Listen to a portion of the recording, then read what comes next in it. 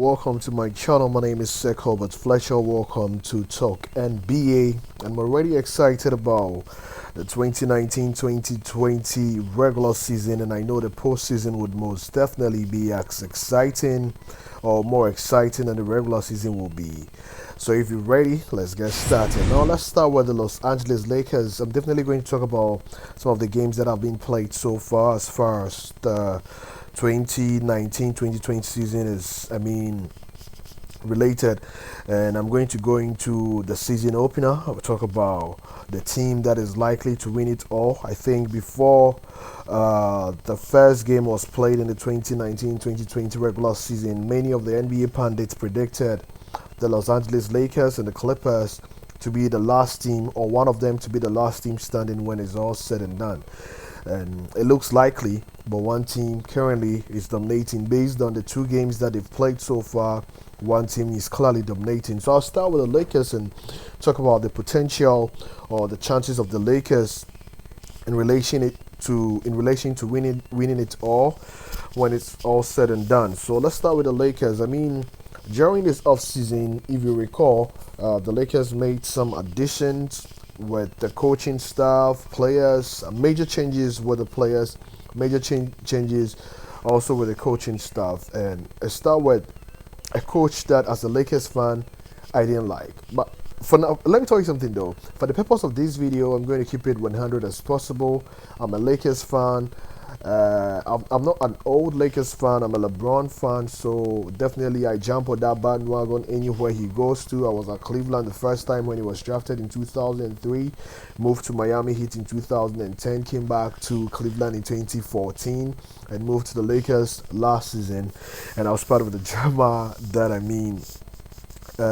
took over the team last season, but we are hoping this season will be different. Now let's get back into the conversation.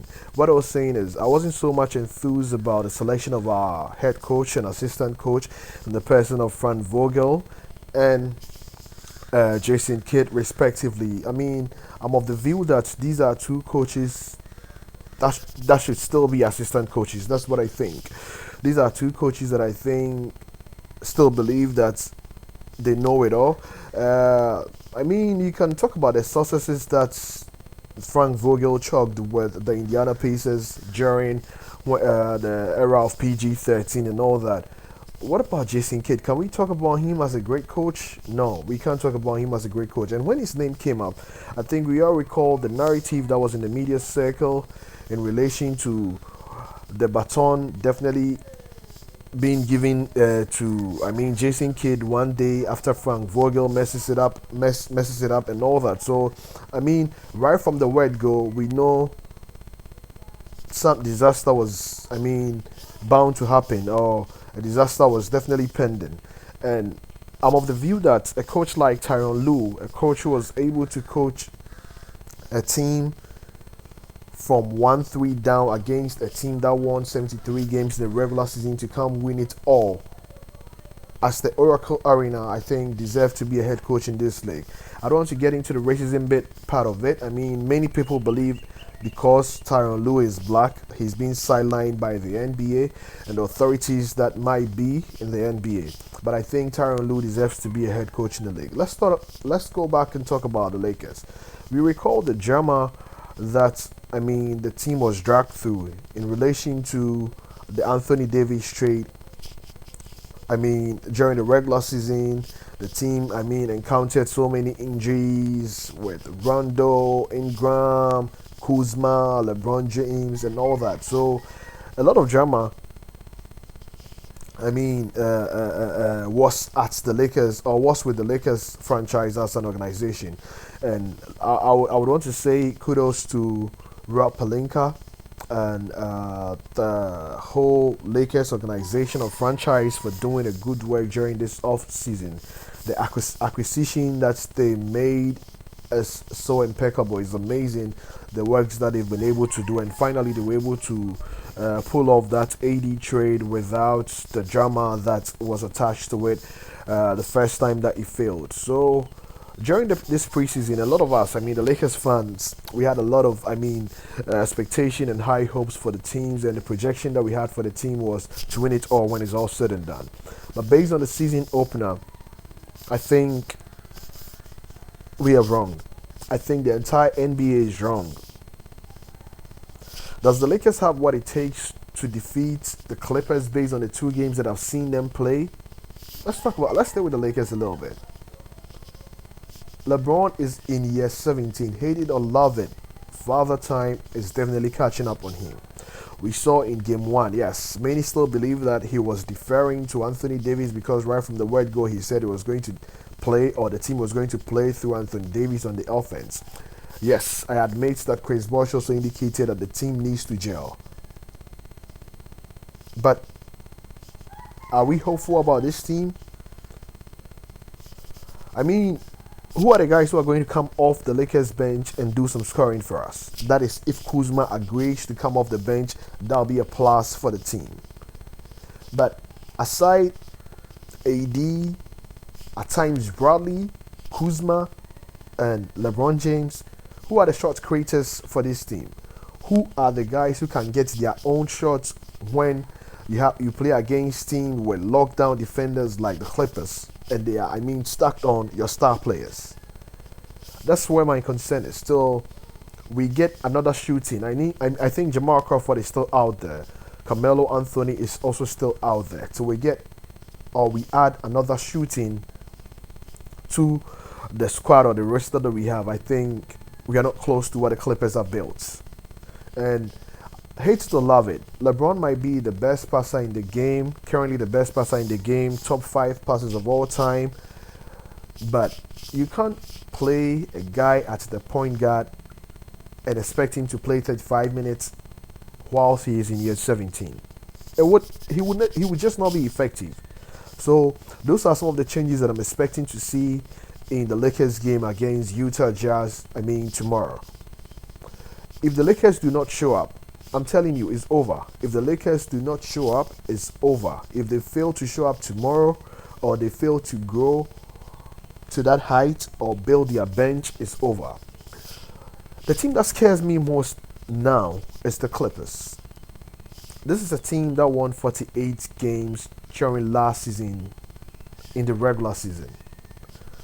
They were able to take a healthy Golden State Warriors through 6 games in the postseason when they met in the Western Conference.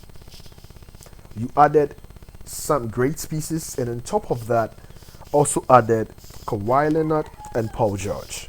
These are two guys who are great defenders and also beasts on the offense. These are two MVP caliber players. What you gonna do about it? You also have a bench and 2 key guys on the bench. Lou Williams and Montrezl Harrell coming off the bench and are capable of giving you 50 points every night. You have just 2 guys from the bench who are capable of giving you 50 points every night. Now the S factor. You then added a Tyronn Lue who is seen it all, won it at the highest level, coached a superstar, once in a generation player like LeBron James, to a coach who for all his life has dealt with superstars: Blake Griffin, Chris Paul, DeAndre Jordan, Kevin Garnett, Rajon Rondo, Paul Pierce, Ray Allen, name them. He's dealt with them. And